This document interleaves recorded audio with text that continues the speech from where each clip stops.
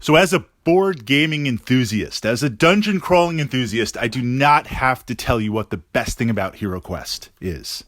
And this is a day in the board gaming community that I honestly thought maybe, like you, would we ever see a HeroQuest reprint? I mean, it was always, we don't know who owns the rights.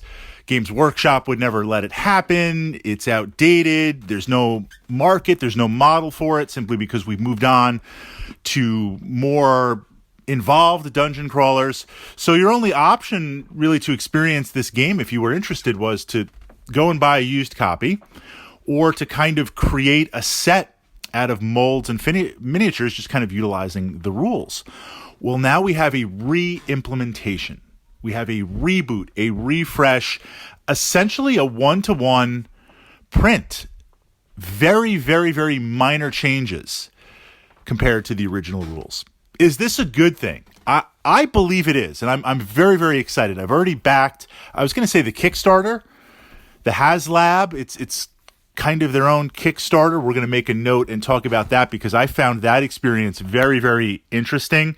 They have a couple of stretch goals, unlock goals. I'm sure they've crunched the numbers and looked into the warp and they know exactly what they're going to get.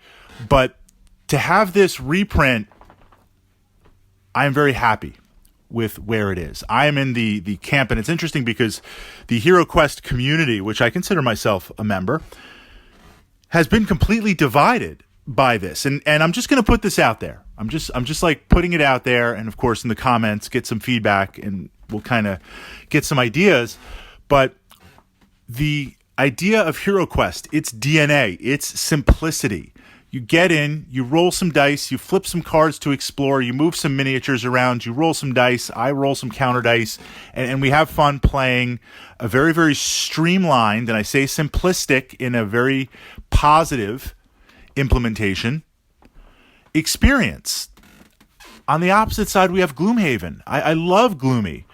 Gloomhaven is amazing, and I can't wait to get Frosty in a little while, but we've got cards, we've got tokens, we've got tracking, we've got condition effects.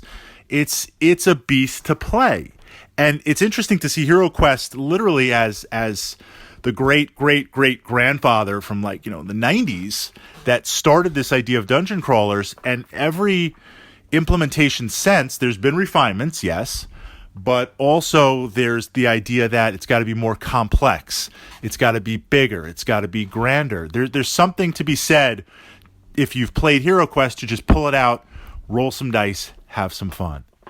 So I am really, really glad that they kept it HeroQuest, that they didn't try to update it, that they didn't try to change it, or worse, in my opinion, to say, oh, it's HeroQuest and slap on the HeroQuest label and just have some mishmash or some re-implementation or a completely different game. We're looking for HeroQuest. So to get some updated models, to get some updates, to get a reprint, that's just a win all the way. The big question, of course, is the stretch goals. Will there be any more? As of this vlog, as of this podcast, they need $1 million to fund. For board games, that's apparently baby cakes these days. We're about at $500,000. So when we surpass that and start unlocking stretch goals, will there be future stretch goals? So I'm really, really excited. Everything that I see looks towards a 2021 release, end of the year next year. So maybe around this time next year in 2021, maybe a little bit sooner. That's good because on a side note, backing 7th Citadel, extremely excited, extremely sad face that it's scheduled for delivery in 2022 with delays and other things, which are normal for a Kickstarter. That's going to be 2023. That's far out. So to get a little HeroQuest ahead of time would be amazing. Certainly a day I never thought I'd see. Very, very happy to have that re-implementation, that reprint, and honestly, very, very happy that they've kept to the system as it is. Simplistic, fast playing, and I see HeroQuest fitting in my own collection. This is kind of when you look at acquiring a new title or playing board games, where does it fit? HeroQuest fits with my pile with Runebound. with other games that are just light, quick play dungeon crawlers that I can bring to the club, Zombicide Invader, Zombicide Black Plague, where it's just a narrative. It's just there to have some fun. You're there to roll some dice.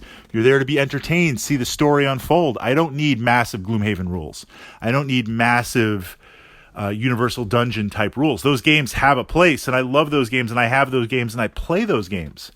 But HeroQuest, for what it does, I'm glad they've kept it to do what it's supposed to do.